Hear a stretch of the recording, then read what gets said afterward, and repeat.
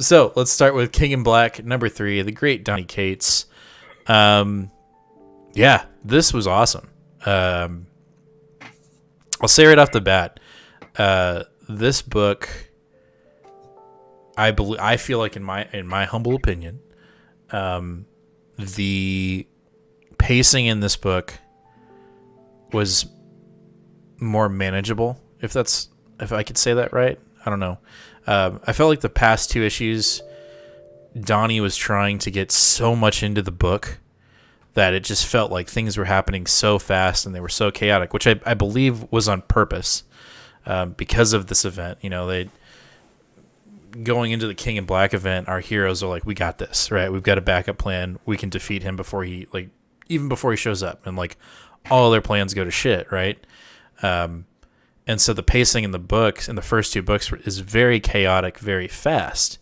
And I feel like that's on purpose. I'm going to just say, like, I could be wrong in that assessment, but I feel like that's on purpose. And in this book, we really flush out some action and some storyline, right? You know, we start off with a disenchanted voice, a de-bodied voice. That's not the right word to say, but we're being talked to as a reader. And we're being, you know, it's just, we're being described, it's just told, basically setting up the story as it is at that moment. And so we don't know who this voice is that's talking to us, but they're alluding to everyone on Earth fighting Noel and failing and fighting, knowing that they're going to lose, but they're still fighting anyway. And we get basically Dylan is ready to go fight. He's pissed off that his dad's dead, and he's ready to use his symbiote powers, which we still don't quite understand. We know that he has control over symbiotes, and then he can be consumed by them but control them. That's about it. Like, that's all we really know. There hasn't been like a very formal, like, this is what I can do.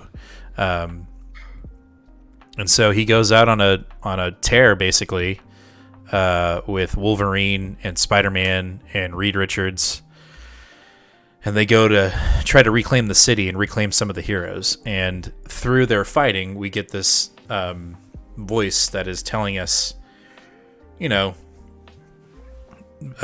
Noel is the void, he is the antithesis of light, and that there is another somewhere out there that is the opposite of him. We don't know where they're at, kind of thing. And then they continue to fight. And in their fight, one of the coolest scenes, I mean, there are multiple scenes in this book for me that were really cool.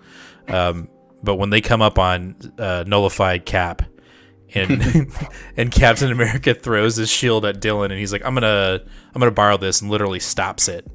I thought that was really cool. Yeah. Just a neat segment, really.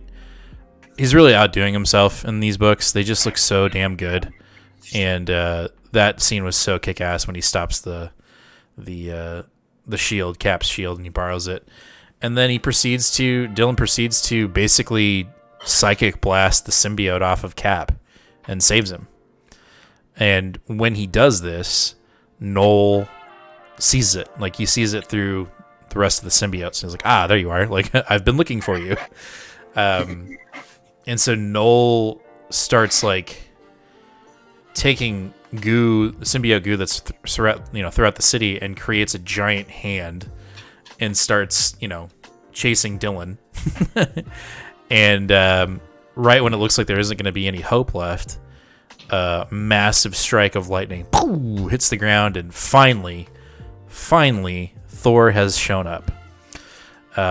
And we get I think we get like 4 to 6 pages of like Noel and Thor fighting.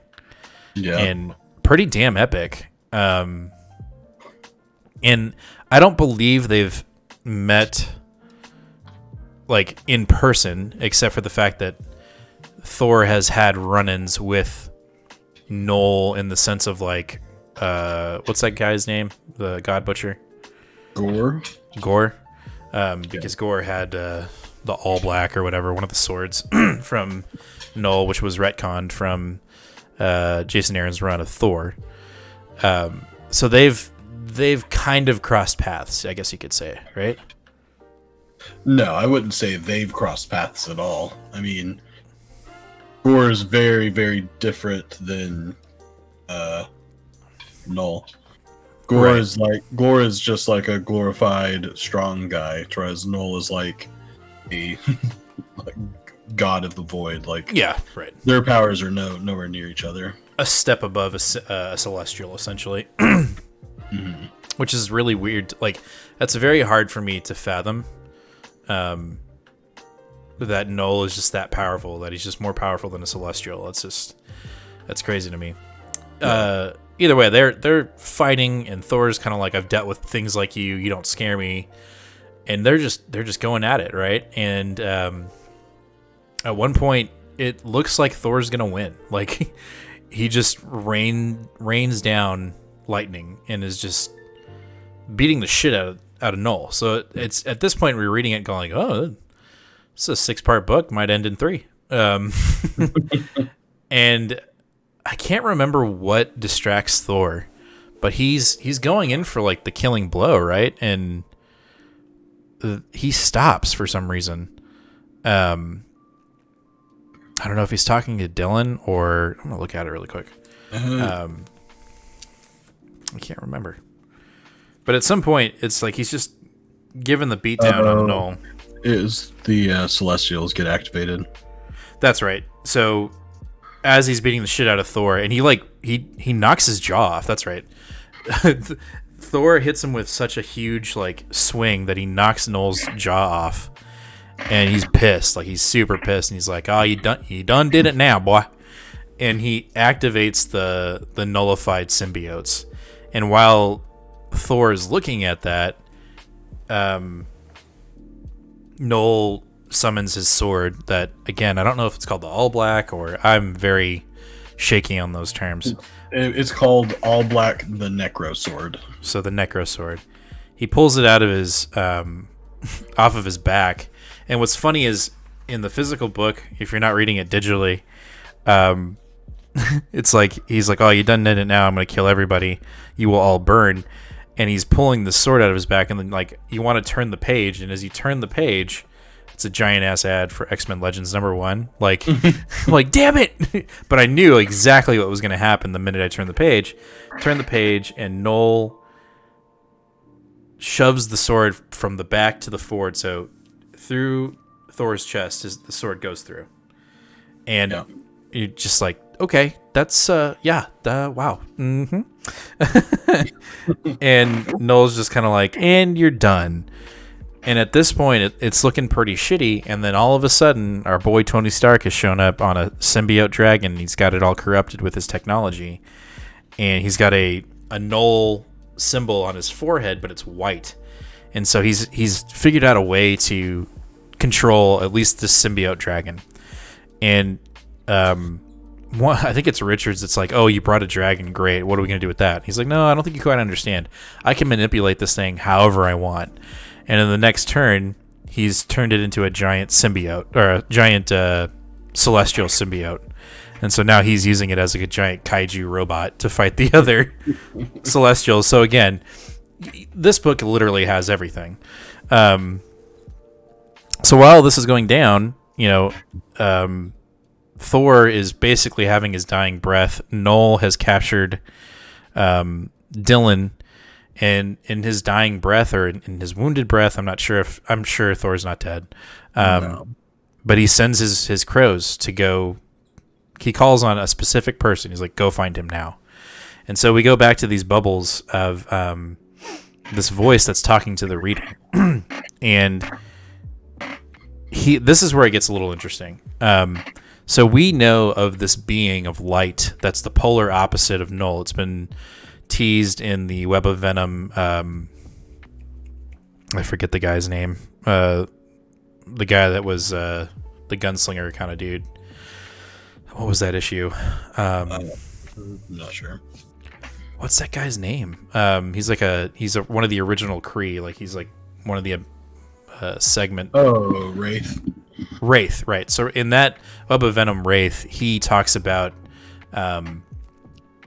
this being of light that ended up giving him a quest or like saved him, and ended up warning Eddie about it, but mentioned this being. And so this voice is telling us about this polar opposite, the source of Dylan's power, this being of light. But this source can't get to Earth because Earth is currently covered in goo, right? But the voice is like, in order for this being to get to Dylan or to get to Earth, someone has to break through, and that person is me. And you turn the page, and it's Silver Surfer Black, and he's coming to fight. And that's why it's my pick of the week, right? So it's my pick of the week too. What I love about this is that Donny is obviously playing in his toy box, and he's set up all these different characters, all these different retcons, and he's like, yeah, then I'm gonna do this. Oh, then I'm gonna pull this right here, and I'll put a little bit here. It's like he's just making this awesome meal, and he literally has set the stage for this book perfectly. And I felt like this issue right now is, I wouldn't say the peak, but this is primo. Like I feel like we finally felt the rhythm, like Donny came to his rhythm in this book, because in the first two we were just establishing like all of this chaotic mess, and now we're finally here and we're actually like getting into the thick of it, getting into the weeds of these characters and what really is at stake. Like Eddie's gone, and Thor finally shows up and he's even fucking defeated. And now we get Silver Surfer Black, and we all know how epic that is and how epic that story was for Donny. It was just badass. Yeah. And yeah, just seeing that page where he's surfing the light, and it's Silver Surfer Black showing up to save the day. I don't know what he's gonna do. I mean, clearly he's obviously going to get rid of the shell over Earth so that this god of light can show up and at least equalize a little bit. But damn, dude, like this issue was just so badass. And then again, Stegman, I feel like, is knocking it out of the park. The art in this is fantastic. There are a couple books this week that had really, really good art, and this is definitely one of them. I wouldn't say, if we had like a pick of the week for artwork, this is going to be kind of blasphemy. I wouldn't pick this book specific, and we'll get there, but that's not to say that Stegman didn't kick ass in it. It was really, really good. It sounds like you're specifically saying that Stegman is a shit artist. That's exactly what I'm saying. Damn. You took the words right out of my mouth. Damn. Anyway, this book is fantastic. I continue to be more and more of a Donny Cates fanboy, and I just feel like he can't go wrong. Like he can do no wrong. Like everything that I've read from him, I've just been like, yep, that was dope. I have no complaints with that book. And I haven't had one yet. I mean, shit, even his independents are just so damn good. Like Crossover is amazing right now, and I haven't even read half of his independent books, but when I get to him, I know I'm gonna love him. Anyway, really enjoyed it. Nate and I's pick of the week. I'm gonna be sad when it's over. That's all I'm gonna say. Just because we know Donny is moving on from Venom. I think he's told the story he wants to tell, and I will say I'm very excited to see what he does next. But I'm gonna be sad. Definitely gonna be sad that we're not gonna get any more symbiote. At least not this kind of symbiote story from Donny. Who knows? I mean, he could pick up Hulk, and if he did Hulk, I'd be wow. I really would love for him to do Spider-Man, but that's Nick Spencer's thing, and I don't think he would take that away from him. I don't know. I don't know what other book I'd want Donny Cates to write. More space stuff. Well, yeah. Maybe you go back to, I mean, again, this is just me being selfish, but I really wouldn't mind him doing another cosmic Ghost Rider story. Like, I feel like that's a character he could still continue to flesh out. Like, that would make me sad. Why? I'm just not interested. You don't like that character? Not really. Like visually, I think he's amazing, and then the idea of that character of not necessarily a redemption story, but he's just so fucked up, and then now he's a ghostwriter. Like, I don't know, it's just cool, and like he's so overpowered, he's so OP. Yeah. You know, like, oh, you're a ghostwriter, and you're the Punisher. Oh, and you're a Herald of Galactus. Like what else? Like, let's figure out something to throw on him still. Like, I would love that if they just like, oh, and now he's got this power just to fuck with everything. And I feel like another title for Donny would be like the Great Agitator within the Marvel Universe, because he just like twists things, and then you got to wonder, like, all right, so what are the other writers going to do with that in the continuity? Are they just going to ignore it, or what are they going to do with that? You know? Right. So anyway, thoroughly enjoyed this book. My pick of the week, Nate's pick of the week. If you're not reading King in Black, what are you doing?